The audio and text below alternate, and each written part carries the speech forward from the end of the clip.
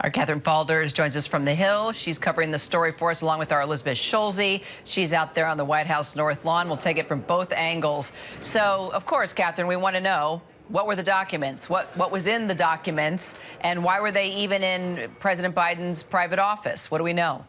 Yeah, Kara, I think those are all the questions that we need answers to here. We know that there were about 10 documents that lawyers for Biden discovered, and that day they called the National Archives. The next day they were turned over, but still lots of questions surrounding what was in these documents. What was the level of classification? What markings did these documents have? Did they have to do with foreign countries? How did they get there in the first place? These are all questions that DOJ has been asking and investigating, if you will, as they've conducted this review that started in November. Now, of course, Biden has said that he doesn't know what was in those documents. His lawyers have advised him not to ask. The House Republicans are demanding a probe, which we reported.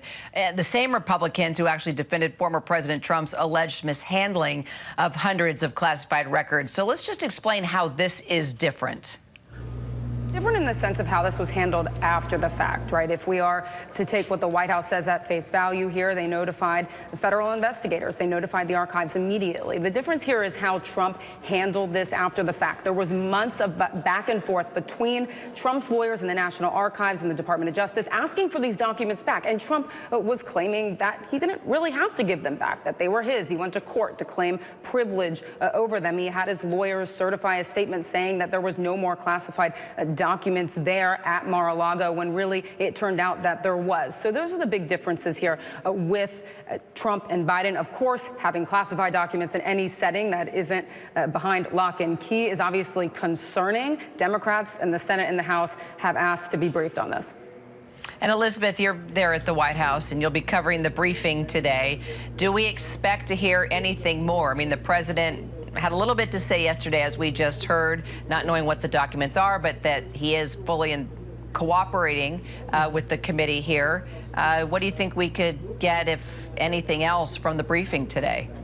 Well, Kara, you can expect to hear a lot more questions, because there are questions that the White House needs to answer here. Why did we not discover that these documents were disclosed? Why was this not disclosed sooner? You know, we know that these were discovered back in November. Here we are a couple of months later just finding out about this. Why were they discovered by the president's personal lawyers in the first place? Why were the lawyers the one cleaning out that locked office space that President Biden had used when he was in between that time of vice president and president? And one thing we can expect from the White House is to continue to make this message that they are cooperating, not just with the Justice Department in this review, but also fully with the National Archives. They want to make this point that they followed protocol. As soon as the documents were discovered by the lawyers, they made the call to the National Archives. They were turned over within one day. The president is really trying to make this point, Kira, that he does not know what's in these files. His lawyers told him not to ask what's in these files, and that's something that we're continuing to hear, that every step was taken to make sure that the steps to correct this were made once those documents were found, Kira. Yeah, we definitely want to know what was in the documents for sure. Catherine, we have to talk about New York Republican George Santos for a moment, because the Nassau County Republican Party called on him to resign now. His response is that he's not going anywhere. Yeah, he's been very blunt about this. You saw Rachel Scott and our producer Laylee chasing him around just hours ago here, and he said that he was not resigning at all. He's now tweeted right there that he will not resign. But the big question is, as these revelations continue to surface, what is Republican leadership going to do about this? They haven't totally commented on this, Kira. What they're saying is that, oh, we're going to have to handle this behind closed doors like we do everything else, downplaying it with no calls really up here among Republican leadership for him to resign. And here's that moment we were chasing Santos down.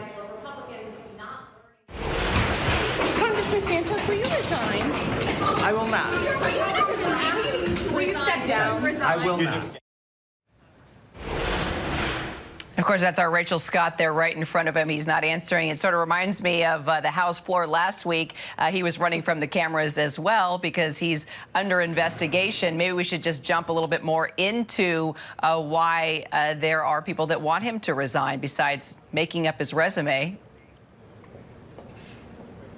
Yeah, exactly. I think every day more things come to light, whether it's campaign finance, whether it's fabricating his resume, whether it's where he worked, what he did. All of this is cascading essentially among Republicans on Capitol Hill. He's not going to be able to avoid these questions, Kira. You played that video, great video of Santos going to his office. He says, Kira, that he will address the media on his own time. What that means is a bit unclear. Yeah, let's hear it. All right, Catherine, Elizabeth, thank you both so much. Hi, everyone. George Stephanopoulos here. Thanks for checking out the ABC News YouTube channel. If you'd like to get more videos, show highlights, and watch live event coverage, click on the right over here to subscribe to our channel. And don't forget to download the ABC News app for breaking news alerts. Thanks for watching.